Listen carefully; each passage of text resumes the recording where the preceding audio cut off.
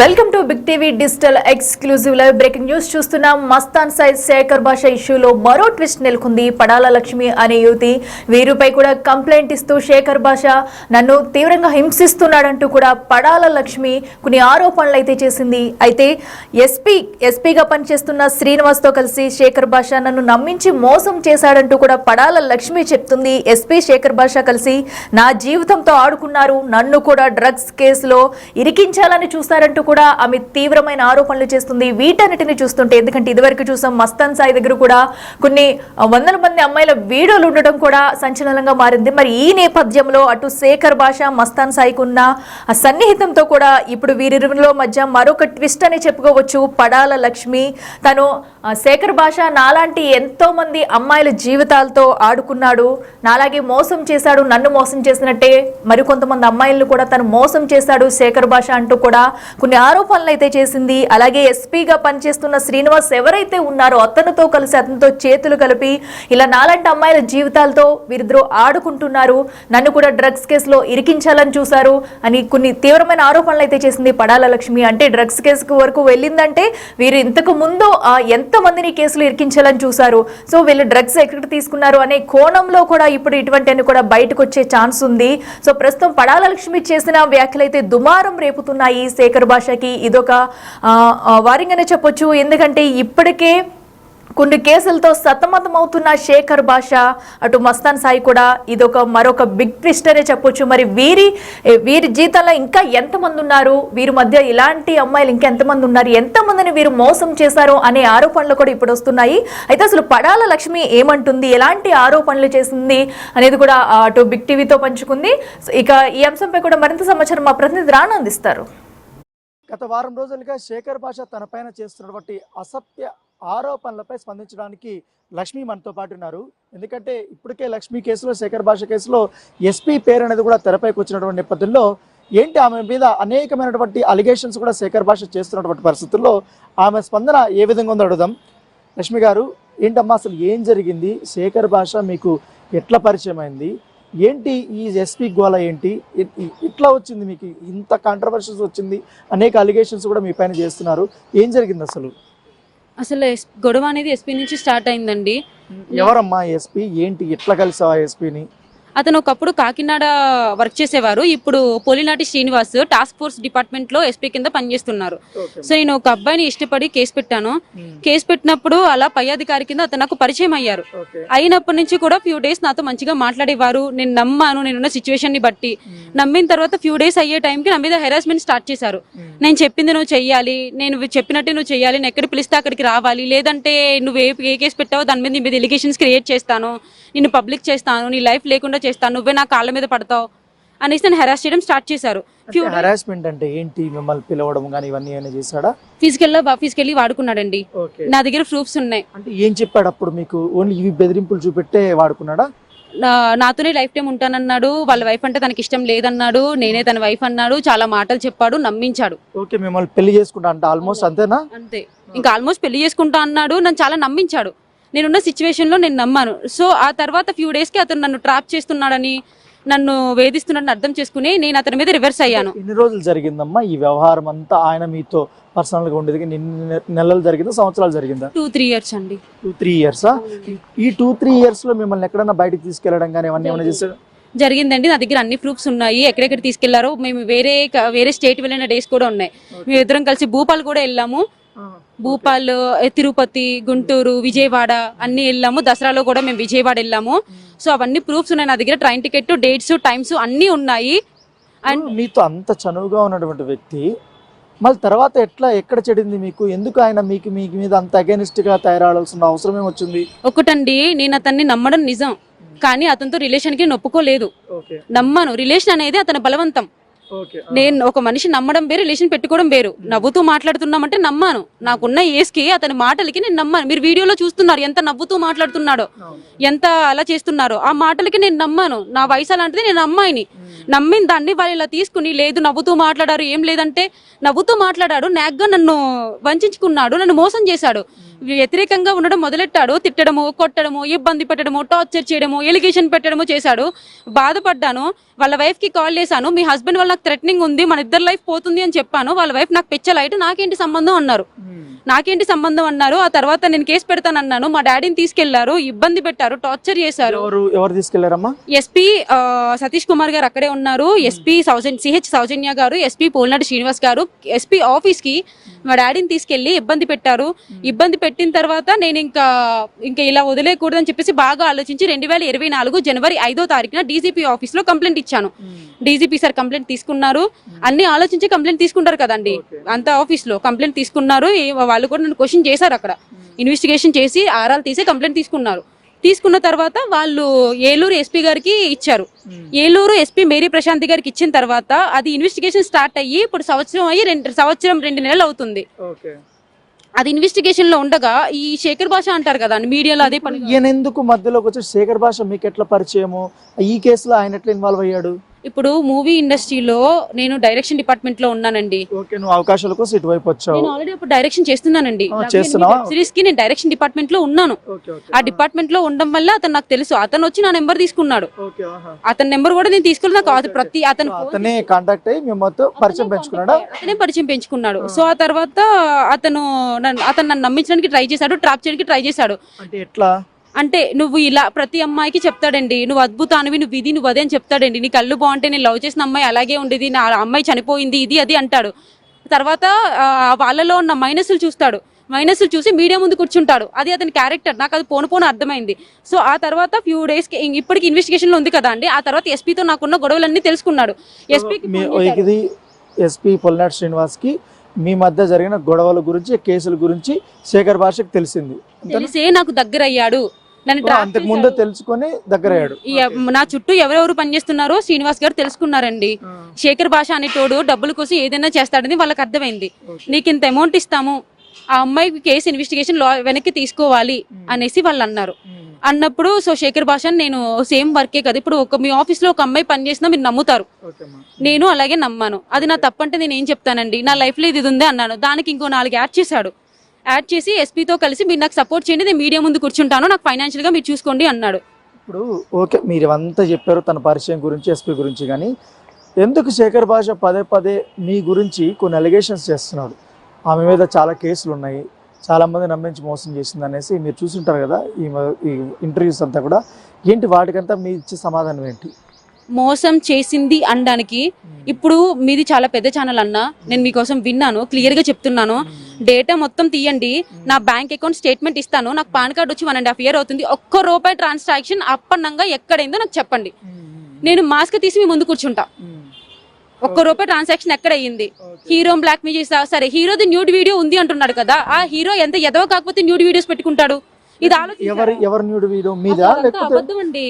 ఈ SP create చేశాడు. అతని మీద కేసు పెట్టుకున్నా చెల్లకుండా సిఐల్ని అందరినీ డిపార్ట్మెంట్ ని ఎస్పీ క్రియేట్ చేసి శేఖర్ భాష సపోర్ట్ తీసుకుంటున్నాడు. నేను అందుకనే ఎలిగేషన్స్ అనేవి బయటకు రాలేదు, కానీ ప్రతి దానిలో నన్ను ఇన్వాల్వ్ చేస్తున్నారు. నిన్న కూడా ఎస్పీ నాకు కాల్ చేశాడు, మీకు చూపిస్తానన్నా. నిన్న కూడా నాకు కాల్ చేశాడు, నన్ను బ్లాక్ మెయిల్ చేశాడు. లేబర్ కోర్ట్ ఇప్పుడు శేఖర్ కాదమ్మా, ఇప్పుడు శేఖర్ భాష మీ పేరు చెప్పాడు. అంతకుముందు ఒక కాల్ కన్వర్సేషన్ అనేది ఒకటి బయటపడ్డది.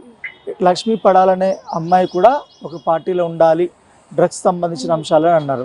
ఏంటి ఎట్లా చూస్తారు మీరు? మొత్తం శేఖర్ భాష మీ మీద పైన ఇంతగా మొత్తం ప్రచారం చేయడానికి కారణం ఏమై ఉంటుంది దీని వెనకాలని మీరేమనుకుంటున్నారు?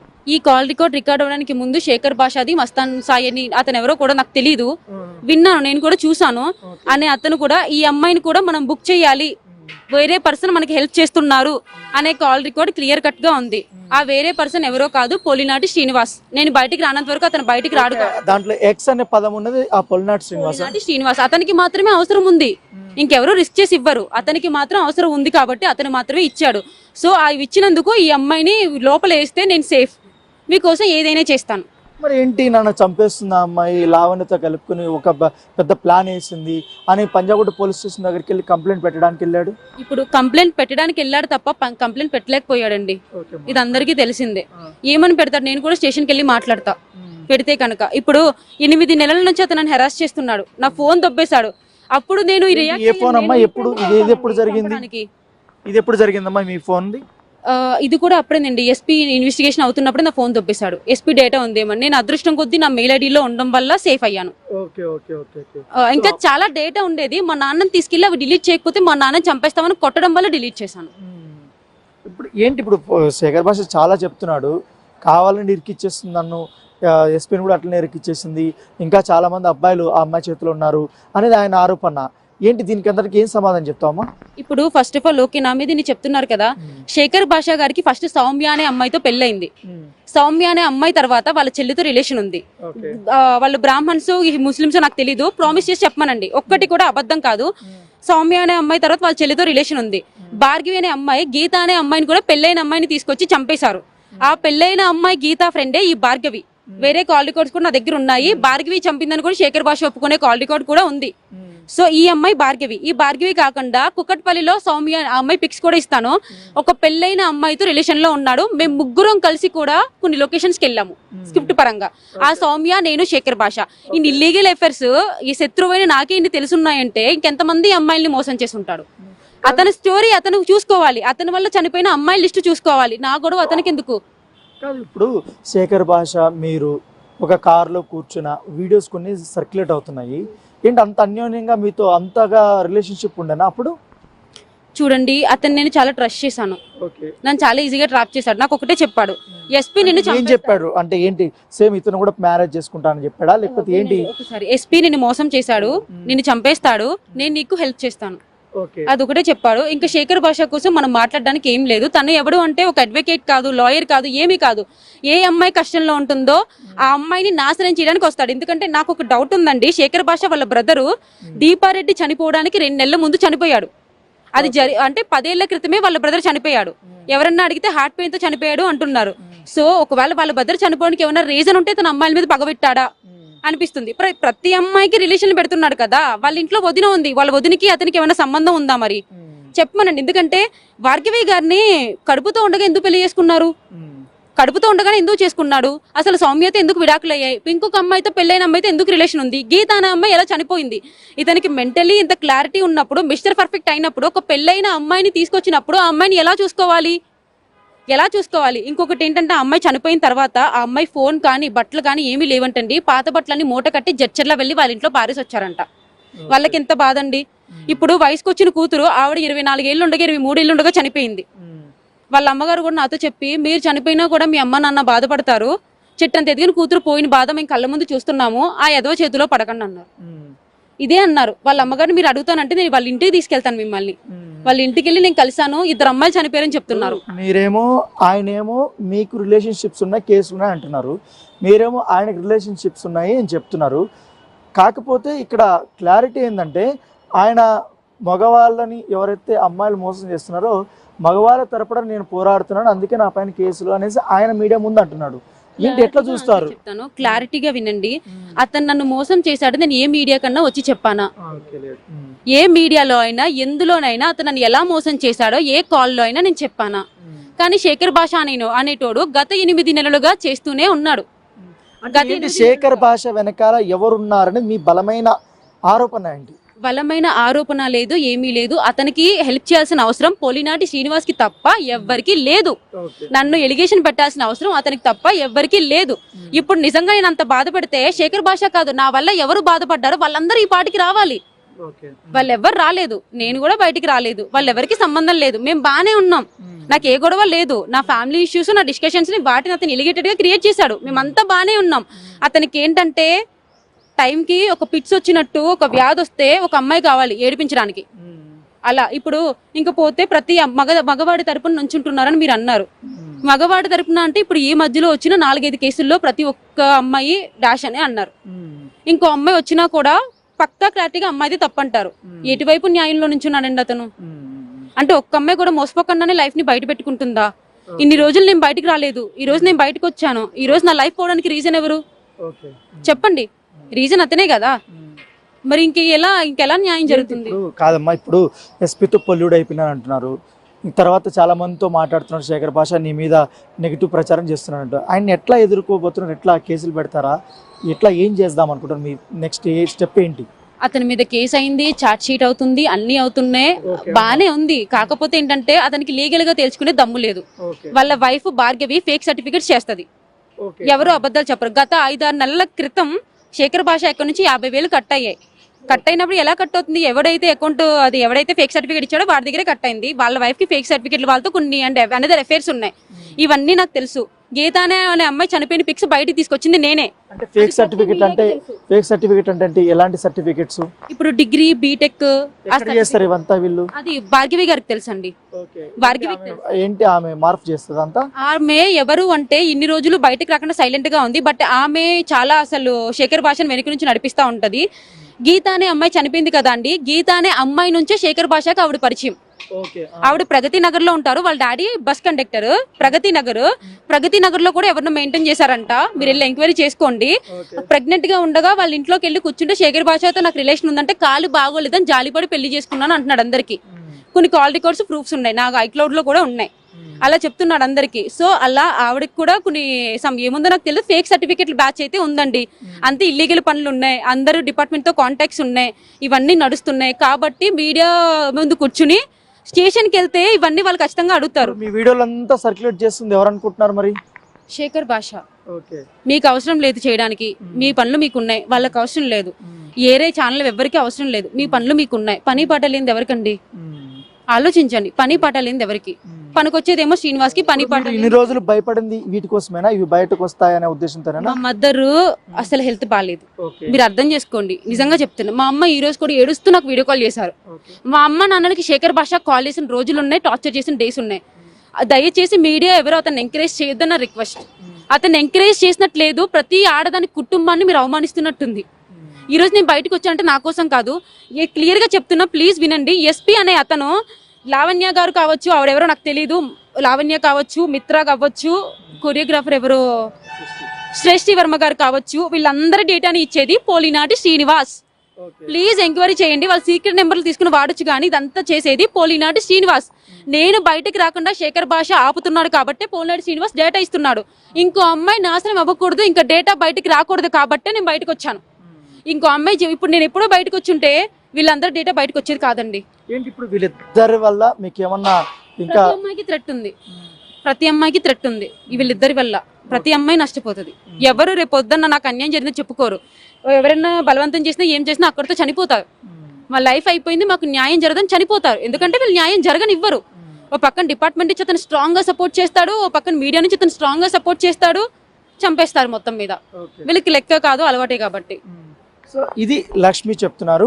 పొలినాటి శ్రీనివాస్ ఎస్పీగా ఉన్నటువంటి అతనితోనూ శేఖర్ భాషతోనూ నాకు ప్రాణహాని ఉంది అని చెప్తున్నారు. ఎందుకంటే ఇటీవల సర్క్యులేట్ అవుతున్నటువంటి వీడియోలు కూడా శేఖర్ భాష రివీల్ చేస్తూ అందరికీ పంపిస్తున్నారు, నా పైన దుష్ప్రచారం చేస్తున్నారని కూడా ఆమె ఆరోపణలు చేస్తుంది.